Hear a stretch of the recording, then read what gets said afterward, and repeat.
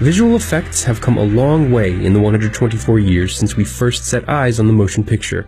Today, the world's most talented VFX studios create films and TV shows that seamlessly blend the digital image with the analog, allowing artists to make their wildest dreams come to life on the big screen.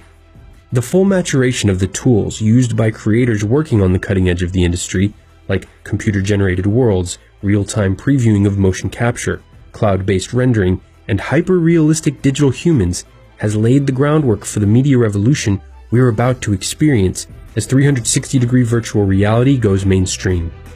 This is a look at the near-term future of visual effects. In order to understand where we're headed, let's look at where we've come from. Many of today's premier VFX artists were hooked by iconic scenes like this one from Jurassic Park. Aha moments that opened their minds to the power of mixing computer-generated imagery with live-action footage. Today, nearly 25 years after Spielberg's T-Rex changed the game, every single film on the 50 highest-grossing movies of all time list relied heavily on visual effects, or was completely animated.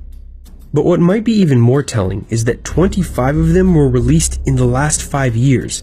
That's an indication of how reliant the big studios are on VFX, and how much we, the public, love to see visual effects take us to worlds we otherwise couldn't visit.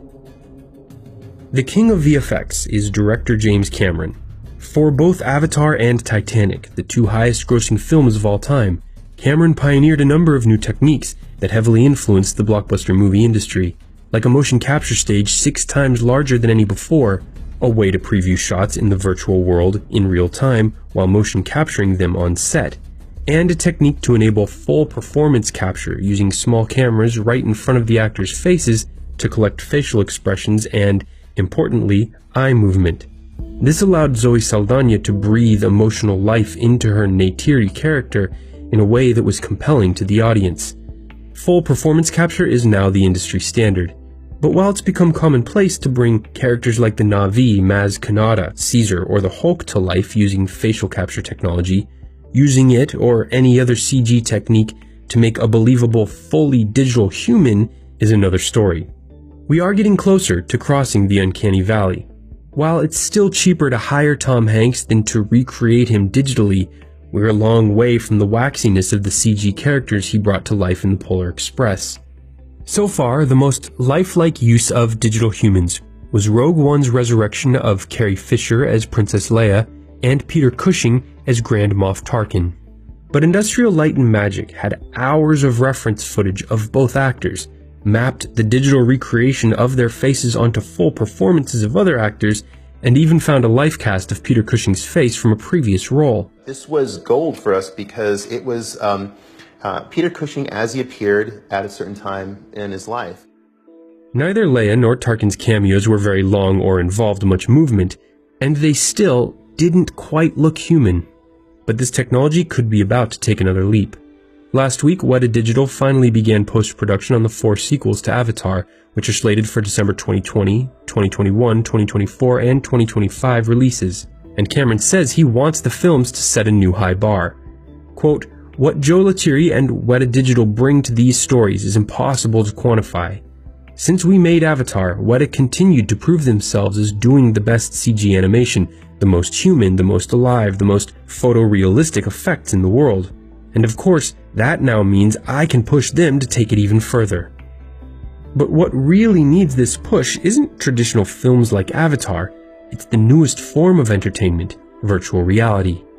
Because effect studios can make literally anything else look photorealistic, creating believable digital humans seems to be the last big hurdle to creating feature-length films for VR. Why do I say that? Well, visual effects are the most expensive part of filmmaking, and that expense is multiplied for live-action shots in VR, where VFX need to be applied to an entire 360-degree environment. Plus, there aren't anywhere near enough paying customers right now of virtual reality content to make a VR-only live-action film with a budget in the tens of millions of dollars worth it, let alone hundreds of millions of dollars. So, to help bridge this huge gap and demonstrate what's possible, Google created a series of short films called Spotlight Stories, each made to be viewed in 360 degrees.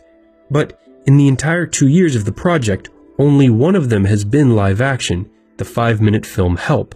For a first-time effort, it's a pretty entertaining experience, although it does feel more like a ride at Universal Studios than a film. As the first VR experience to use cinema-quality effects in a live-action setting, Help did break new ground and inspired the invention of some entirely new filmmaking techniques.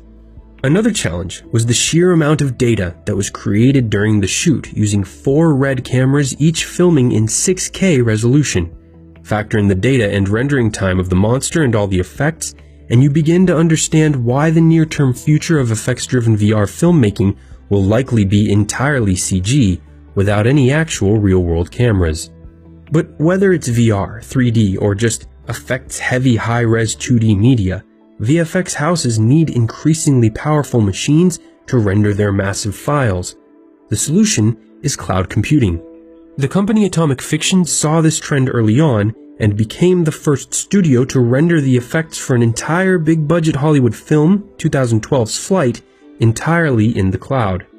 Since then, it's scaled up its operation to take on even bigger projects rendered entirely in the cloud, like the opening action-packed freeway battle scene in Deadpool, which required Atomic to create the entire surrounding city from scratch.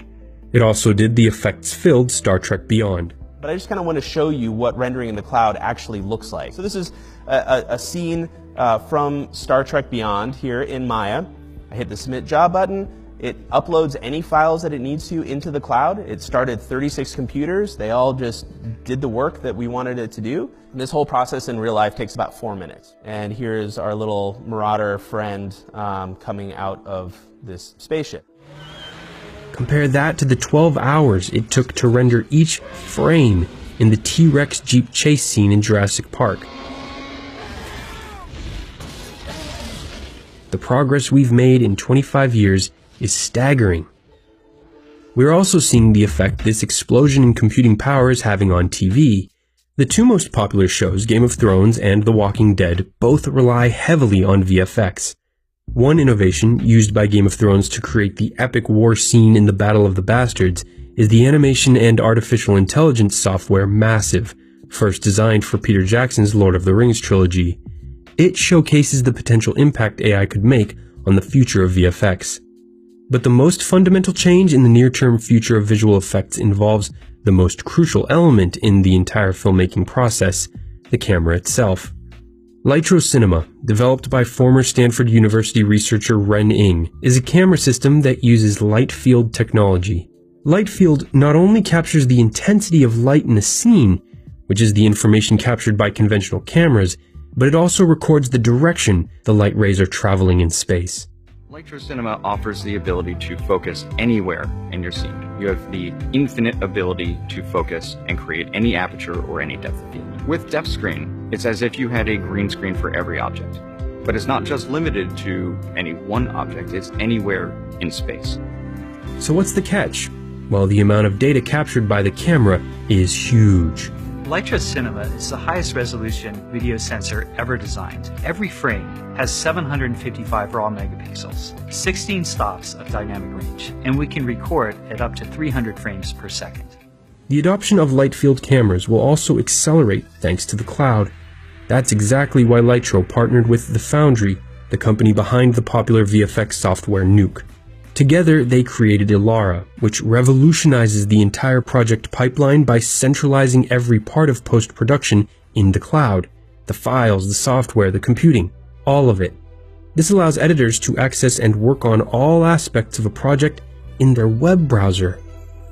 So that's where we're headed. Massive amounts of visual effects applied to media captured without concern for green screens or much worry about lighting.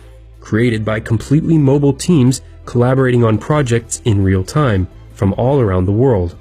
As the infrastructure of the internet and the speeds it can deliver catches up to the current power of our computers, more and more people will gain the ability to create and innovate, while also exploring and pushing the boundaries of virtual reality. Thanks for watching. What innovation in visual effects has you most excited for what's to come?